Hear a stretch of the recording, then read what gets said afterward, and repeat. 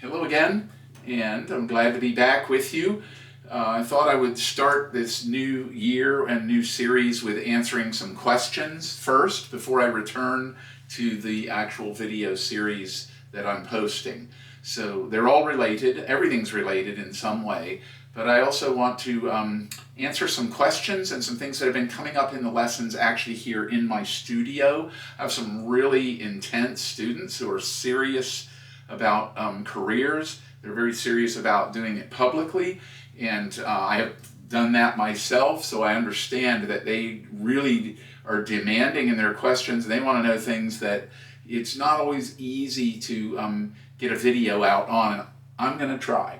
So, first of all, I want to answer a question that I received during the break and try to clear up some of the confusion that may be found in between the translation of my videos and terminology and theory in general. So I'm just going to go for it here together and hopefully answer this. And I might not even need the overhead camera for this first one, but if I do, I'll stop and set it up. Okay, so thank you. I was sick for a while. I appreciate your remembering that. And so I'm not now, I'm back. And you can tell it's cold here in winter because my hair is longer and the beard's longer, and I just see no reason to make things more miserable by exposing more skin in weather like this. So that's how it goes.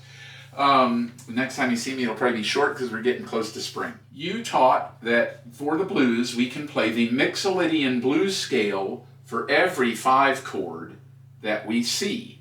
First of all, I have to clarify that. I've never used the term Mixolydian blues scale.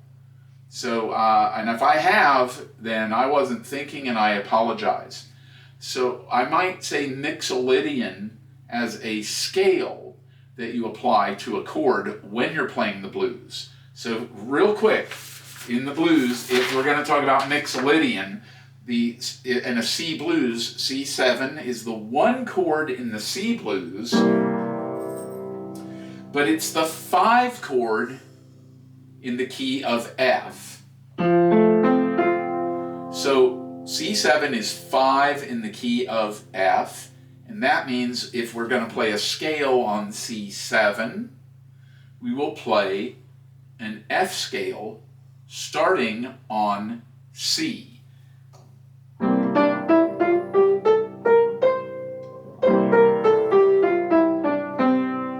That's called the Mixolydian mode. Now, of course, I'm going to put all of this on the screen because I'm not using the overhead camera, and we've already seen that one, so that's what happened, and that's why I did that.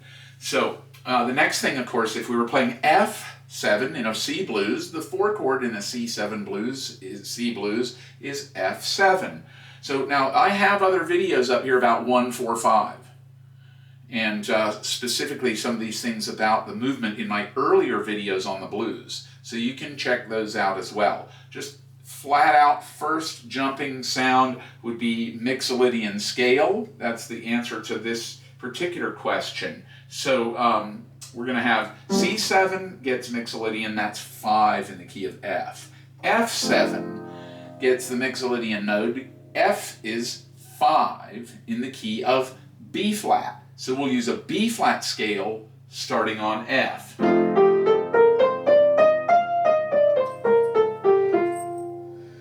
Okay, then the next thing we'll do, this is vibrating, so I'm just moving it, that's my pitch pipe.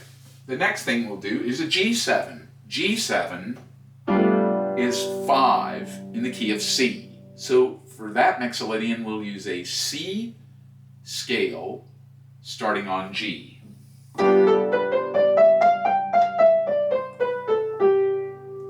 Those are our Mixolydian modes, or that's the Mixolydian scale. There's not really a Mixolydian blues scale. There is a blues scale that goes overall for chords, or you can apply it directly to chords. But you wouldn't be saying a Mixolydian blues scale, because it's not a diatonic system. It's not really a system of composing. It's literally just a scale for application. So, we don't necessarily use that term there. And if I did anywhere, I apologize. But if I didn't, I want to make that clear that we wouldn't be using that term. So, but Mixolydian, yes, we use all the time. Now, the next part of that is where you're saying that you play C blues when you see F7. Yes, that is what I said. That part I said. And that's an amazing sound. It sounds great because, first of all, it's C blues, which is an overall blues scale. And again, these are videos that have occurred. You can find them on this channel. The C blues scale sounds like this on C7.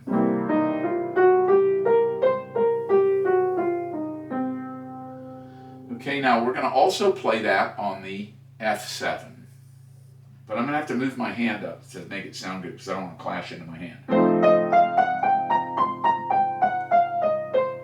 If I was going to play it where I was, I might play a bigger voicing down here.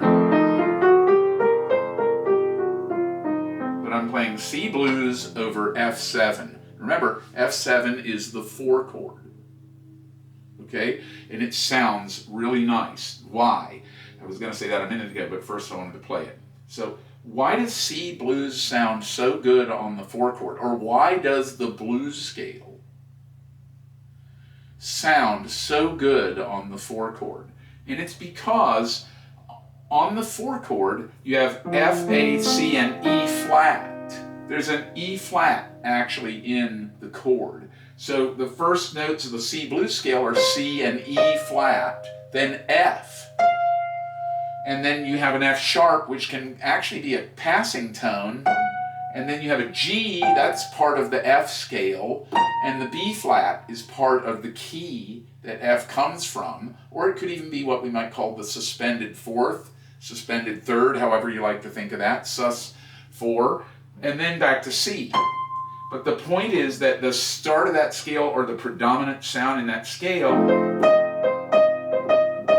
this is a C to E flat on an F7.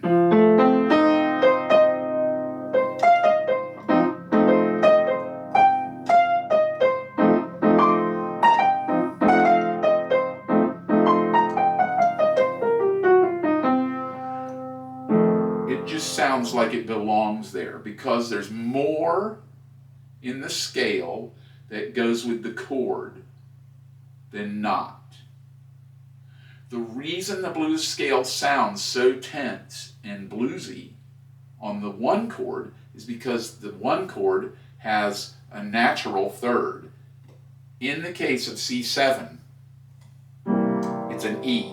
So we have, and now we're going to play a scale that immediately begins a clash with the chord.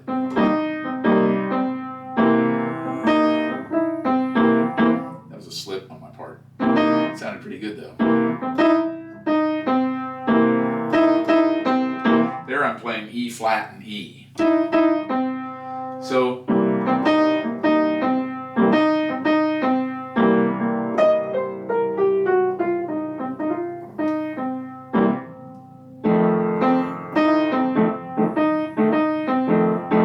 on the first part it just sounds good because that's blues. Now sometimes we have to factor in something that's very difficult to remember. It's not always in the textbooks. It's not always on paper. It's not always in a theory discussion. And that is, psychologically, historically, this is what a blues sounds like. So when we hear these sounds, we automatically say, yeah, that's blues. Wow, he's playing blues on that. Or, wow, that's a blues. Either way, it's because we know what this sounds like. We've heard this before. So it doesn't mean we even know what's actually being played theoretically. We just know it's a blues by that sound. That characteristic sound is that flat third on that 1 chord. And some might even say it's sharp 9 because it's up here. You could even voice it. C7 and now you're playing C7 sharp 9. But in terms of scale,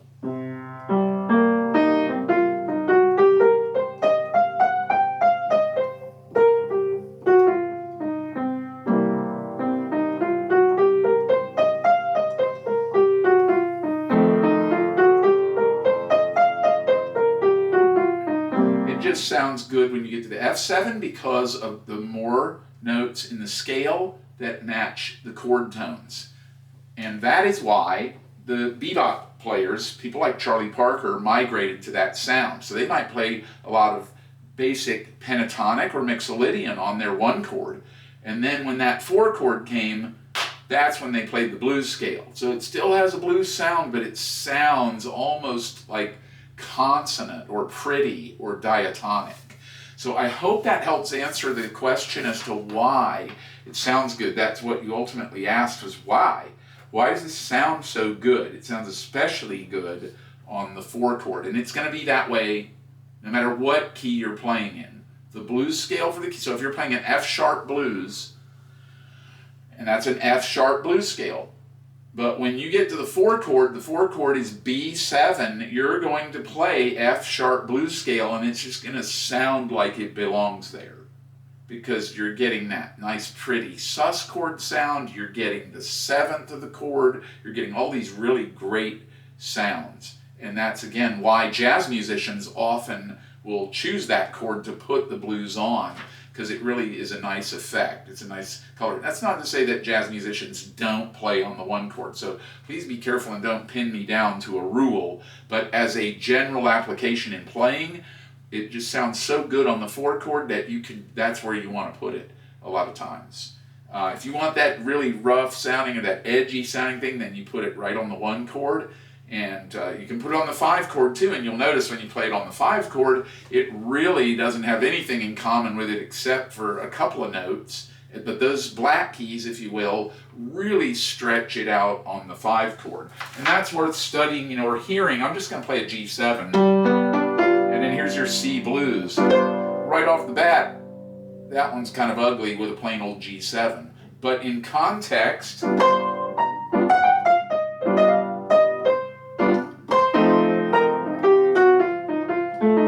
what I did was, here's the G7, this is an ugly note, quote unquote, or an avoid note, and I went ahead and made it part of my solo. So it's not ugly anymore, I meant it. So that's the C.